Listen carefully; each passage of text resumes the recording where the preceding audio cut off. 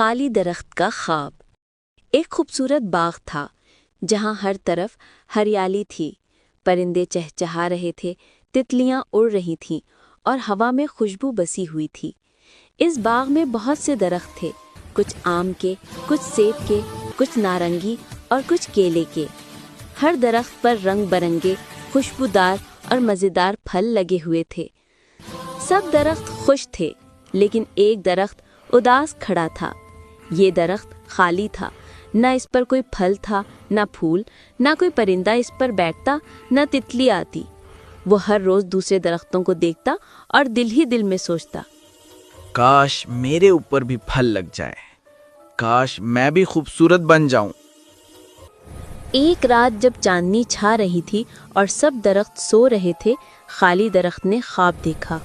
خواب میں اس کے سامنے ایک آم کا رسیلا پھل آیا۔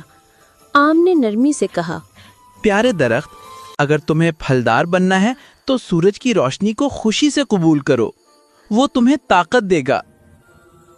پھر ایک لال سیب نمودار ہوا۔ اس نے مسکرا کر کہا، اور ہاں، پانی کو مت بھولنا، پانی تمہیں تازگی دے گا اور تمہاری جڑوں کو مضبوط کرے گا۔ پھر ایک پیاری سی نارنگی آئی اور بولی، تمہیں محبت بھی چاہیے۔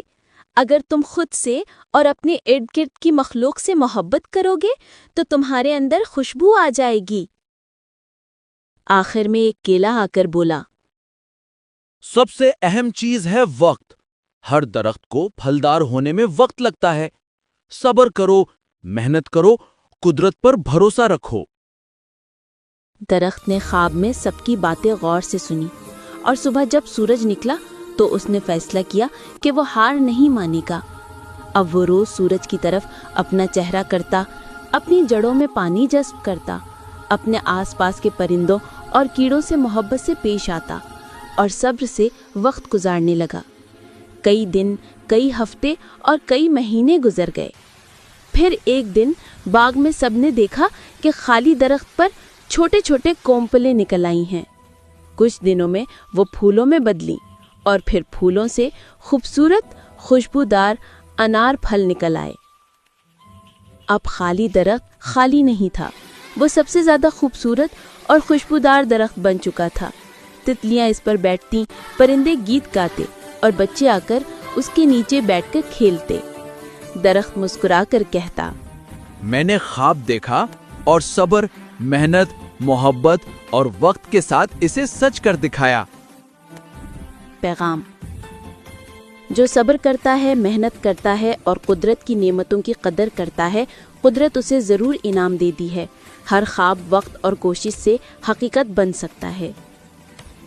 اگر آپ کو یہ ویڈیو پسند آئی ہو تو چینل کو لائک کریں، شیئر کریں اور سبسکرائب کرنا نہ بھولیں۔